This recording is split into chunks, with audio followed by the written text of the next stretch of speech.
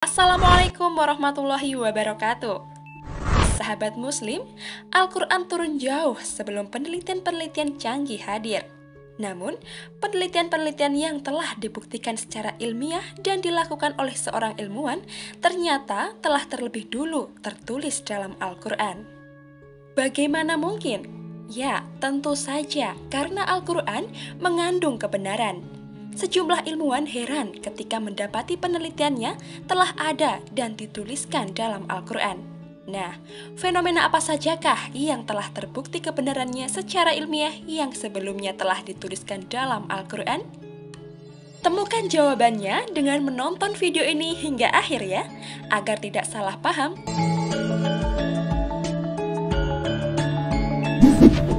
1. Fenomena bertemunya dua lautan. Ada pertemuan dua lautan antara Samudra Atlantik dan Mediterania. Namun, aliran air dari keduanya tidak bercampur satu sama lain. Jacques-Yves Cousteau merupakan seorang oceanographer yang berkebangsaan Prancis menemukan pertemuan kedua lautan tersebut. Menurut oceanographer itu, fenomena ini seperti ada dinding yang membatasi kedua aliran air tersebut, sehingga tidak bercampur. Seorang muslim pun memaparkan kepada Cousteau bahwa fenomena ini sudah disebutkan dalam Al-Quran. Dia membiarkan dua lautan mengalir, yang keduanya kemudian bertemu. Antara keduanya ada batas yang tidak dilampaui masing-masing. Quran Surat Ar-Rahman ayat 19-20. Fenomena ini pun juga ada dalam surat lain. Dan dialah Allah yang membiarkan dua laut mengalir berdampingan, yang satu tawar dan segar, yang lainnya asin. Dia jadikan antara keduanya dinding dan batas yang tidak tembus. Quran Surat Al-Furqan ayat 53. Masya Allah, maha benar Allah dengan segala firman-Nya. 2. Api di dasar lautan. Api di dasar lautan ini ditemukan oleh ahli geologi Rusia, yaitu Anatol Zbagovich dan Yuri Bogdanov, dan bersama rekannya ilmuwan Amerika Serikat, Rona Klein, meneliti tentang kerak bumi dan patahannya di dasar Laut Miami pada pertengahan tahun 1990-an. Fenomena ini mirip seperti larva cair yang mengalir dan disertai abu vulkanik seperti gunung berapi di daratan yang memiliki suhu hingga 231 derajat Celcius. Tentu, ini suhu yang sangat panas. Tapi, tahukah kamu bahwa suhu ini tidak cukup untuk memanaskan semua air yang ada di atasnya? Begitu juga dengan semua air yang ada di atasnya tidak mampu memadamkan api panas tersebut yang sangat luar biasa. Kejadian ini sebenarnya telah tertulis dalam Al-Quran. Demi Bukit Sinai dan kitab yang tertulis pada lembaran yang terbuka, dan demi Baitul Makmur Ka'bah, dan demi langit yang ditinggikan, dan demi laut yang di dasarnya ada api. Quran Surat At-Tur ayat 1-6. 3. Penciptaan berpasang-pasangan. Seorang ilmuwan asal Inggris bernama Paul Adrian Maurice Dirac, OM-FRS, mengungkapkan hasil penelitiannya bahwa materi diciptakan secara berpasang-pasangan. Penemuan tersebut dinamai dengan parite. Penemuan ini menyebutkan bahwa seluruh benda yang ada di alam semesta ini, bahkan sampai partikel terkecil, juga memiliki pasangan. Berkat penemuan ini, pada tahun 1933, ia mendapat penghargaan Nobel di bidang fisika. Penciptaan sesuatu secara berpasang-pasangan telah dijelaskan dalam Al-Quran sebelum penelitian ini dilakukan. Hal itu sesuai firman Allah Subhanahu wa Ta'ala dalam Al-Quran. Dan segala sesuatu kami ciptakan berpasang-pasangan supaya kamu mengingat kebesaran Allah. Quran Surat Adz-Dzariyat ayat 49. Kandungan ayat ini mengungkapkan bahwa yang berpasang-pasangan bukanlah manusia saja, akan tetapi juga seluruh makhluk ciptaannya. Hewan ada yang jantan, juga ada yang betina. Bahkan tumbuhan pun ada pasangannya. Ada jantan dan betina layaknya hewan. Hal ini telah diungkapkan oleh ilmuwan botani modern. Terkait tumbuhan yang berpasang-pasangan juga sudah tertulis dalam Al-Quran sejak Al-Quran diturunkan 14 abad yang lalu. Dan Dia menurunkan dari langit air, maka kami keluarkan dengannya berpasang-pasangan dari tumbuh-tumbuhan yang beraneka ragam, warna dan rasa. Quran, Surat At-Toha ayat 53. 4. Jenis kelamin bayi. Hasil penelitian pada abad ke-28 dalam ilmuwan genetika memaparkan bahwa penentuan jenis kelamin bayi itu ditentukan oleh sperma pria. Dalam sperma tersebut terdapat 2 kromosom, yaitu kromosom X yang isinya sifat-sifat kewanitaan dan kromosom Y yang isinya sifat-sifat kelaki-lakian. Dalam sel telur wanita hanya mengandung kromosom X saja. Jadi, jenis kelamin bayi ditentukan oleh sperma yang membuahi dan mengandung kromosom X dan Y. Sebelum penemuan tersebut, orang-orang mengira bahwa jenis kelamin berasal dari wanita. Terkait dengan jenis kelamin bayi sudah dituliskan dalam Al-Quran jauh sebelum penelitian tersebut dilakukan. Dialah yang menciptakan berpasang-pasangan pria dan wanita dari air mani apabila dipancarkan. Quran Surat An-Najm ayat 45-46. 5. Jasad Fir'aun yang masih utuh. Presiden Prancis menawarkan bantuan kepada kerajaan Mesir pada tahun 1975 untuk mempelajari, meneliti, dan menganalisis mumi Fir'aun atau Ramses II yang sangat terkenal. Fir'aun yang dimaksud di sini adalah Fir'aun yang hidup pada zaman Nabi Musa alaihi salam. Fir'aun tersebut tenggelam di Laut Merah ketika mengejar Nabi Musa alaihi salam. Penelitian yang dipimpin oleh Profesor Dr. Maurice Busil berhasil mengungkapkan bahwa terdapat sisa-sisa garam yang masih melekat pada jasad tersebut. Hal ini telah dijelaskan dalam Al-Quran jauh sebelum penelitian ini dilakukan. Maka hari ini kami biarkan engkau Fir'aun terlepas dari badanmu yang tidak bernyawa di telan laut, untuk menjadi tanda bagi orang-orang setelahmu, supaya mereka mengambil pelajaran. Dan ingatlah, sesungguhnya kebanyakan manusia lengah terhadap tanda-tanda kekuasaan kami. Quran Surat Yunus ayat 92. 6. Dasar laut. Kedalaman air laut yang kira-kira 200 meter hampir tidak ditemukan cahaya. Bahkan dengan kedalaman 1 km atau lebih. Dipastikan bahwa cahaya tidak ada yang bisa tembus ke dalam. Hal ini diketahui setelah dilakukan penelitian dengan menggunakan alat modern yang bisa menyelam ke dalam paling jauh ke dalam samudra. Hal ini sebagaimana telah dijelaskan dalam Al-Quran sebelum penelitian ini dilakukan.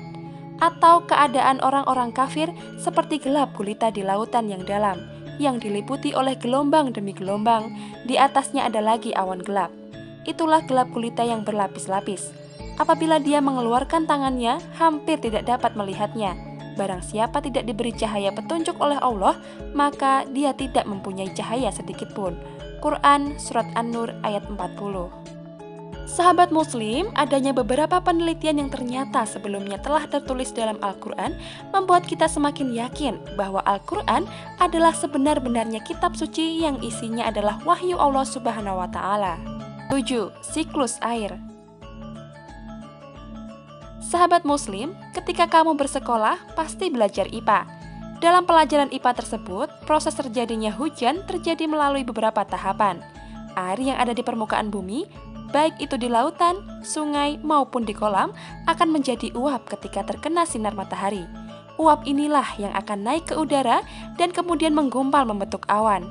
Awan ini pun bisa singgah di mana saja ditiup angin, sesuai kehendak Allah Subhanahu wa Ta'ala. Jika kandungan air dalam awan tersebut sudah jenuh, hujan pun turun dan nantinya air itu akan kembali lagi ke lautan. Proses ini pun ternyata sudah dijelaskan dalam Al-Quran. Allah, dialah yang mengirimkan angin. Lalu angin itu menggerakkan awan dan Allah membentangkannya di langit menurut yang dia kehendaki dan menjadikannya bergumpal-gumpal. Lalu engkau lihat hujan keluar dari celah-celahnya. Maka apabila dia menurunkannya kepada hamba-hambanya yang dia kehendaki, tiba-tiba mereka bergembira. Quran Surat Ar-Rum ayat 48. 8. Tumbuhan bertasbih. Majalah sains terkenal bernama Journal of Plant Molecular Biology mengungkapkan hasil penelitian tentang suara ultrasonik yang berasal dari tumbuhan. Penelitian dilakukan tim ilmuwan yang berasal dari Amerika Serikat. Penelitian ini dipimpin oleh Profesor William Brown dari Carnegie Mellon University Amerika Serikat ini merekam dan menyimpan suara ultrasonik yang berasal dari tumbuhan. Kemudian diubah menjadi gelombang elektrik optik yang bisa ditampilkan di layar monitor dalam bentuk rangkaian garis. Ternyata, garis-garis tersebut membentuk lafaz Allah, yang belakangan diketahui bahwa itu adalah kalimat tasbih.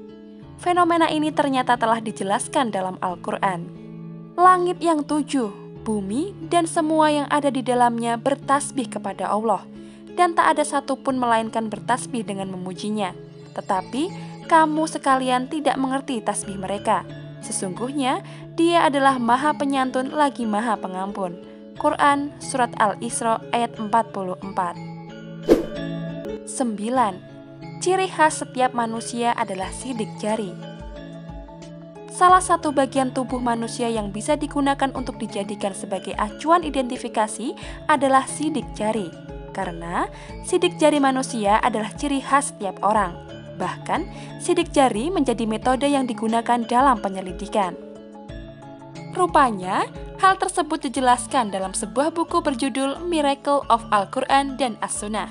Setelah penelitian tentang sidik jari pada tahun 1880 yang dilakukan oleh Sir Francis Gould, hal ini pula lah yang menjadi salah satu alasan polisi menggunakan sidik jari dalam mengidentifikasi pelaku kejahatan.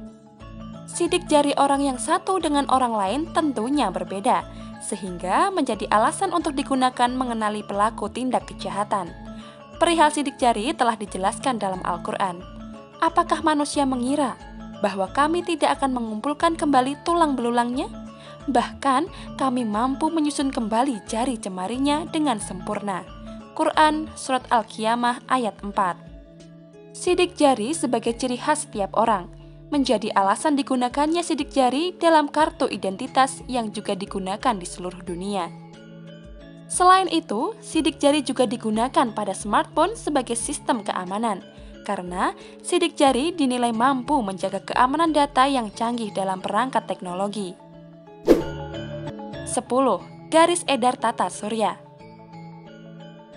Ahli astronomi mengungkapkan bahwa matahari bergerak dengan kecepatan hingga 720 km per jam ke arah bintang Vega pada solar effect yang merupakan nama sebuah garis edar.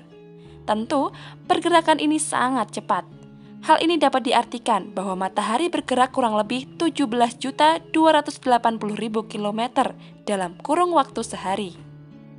Tak hanya matahari, semua planet, satelit dalam sistem gravitasi matahari juga menempuh jarak yang sama.